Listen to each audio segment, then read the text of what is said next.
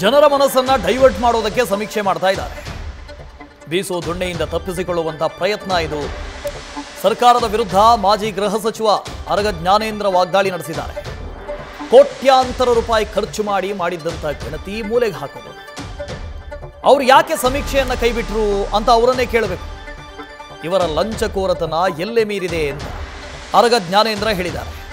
ವ್ಯರ್ಥ ಆಗೋದಿಲ್ರಿ, ಅಷ್ಟನ್ನು ಗುಜರಿಗೆ ಹಾಕ್ತಾರೆ, ಅದರಿಂದ ದುಡ್ಡು ಬರುತ್ತೆ.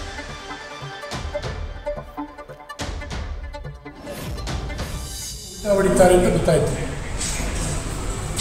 ಬಹಳ ವಿರೋಧ ಬರ್ತಾ ಇದೆ ಅಂತ ಗೊತ್ತಾಯ್ತು. ಯಾಕಂದರೆ BJP ಸರ್ಕಾರ ಇದ್ದಾಗಲೂ ಕೂಡ ಕಾಂಗ್ರೆಸ್ ಶಾಸಕರಿಗೆ ಅನುದಾನ ಇತ್ತು.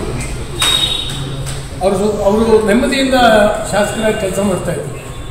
ಆದರೆ ಇವತ್ತು ಅವ್ರದ್ದೇ ಸರ್ಕಾರ ಇದ್ದಾಗ ಬಹಳ ದೊಡ್ಡ ಅಪೇಕ್ಷೆ ಅವರಿಗಿತ್ತು. ಆದರೆ ಈ ಸರ್ಕಾರ ಎಷ್ಟೇ ತೆರಿಗೆ ಹಾಕಿ ಜನರನ್ನು ಸುಲಿಗೆ ಮಾಡಿದ್ರು ಕೂಡ ಗ್ಯಾರಂಟಿಗಳನ್ನು ಕೊಡಲಿಕ್ಕೆ ಇನ್ನೂ ಕೂಡ ಆಗ್ತಾ ಇಲ್ಲ. ಹಾಗಾಗಿ ಅಭಿವೃದ್ಧಿಗೆ ಹಣ ಇಲ್ಲ ಇರೋಲ್ಲ. ಯಾಕಂದರೆ ಮೊನ್ನೆ ದಿನ ಹೇಳ್ತಾ ಇದ್ದಾರೆ 50 ಕೋಟಿ ಕೊಡ್ತೀವಿ ಅಂತ.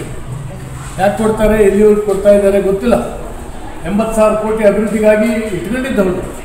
ಆದರೆ 80,000 ಕೋಟಿ ಹೊಂದಾಣಿಕೆ ಮಾಡ್ಕೊಳ್ಳಲಿಕ್ಕೆ ಆಗ್ತಾ ಇಲ್ಲ. 1,16,000 ಕೋಟಿ ಸಾಲ ಮಾಡಿದ್ದಾರೆ. ಬಜೆಟ್ನ ಗಾತ್ರ ದೊಡ್ಡದು ಮಾಡಿದ್ದೆ ಸಾಲ ಮಾಡಲಿಕ್ಕೆ.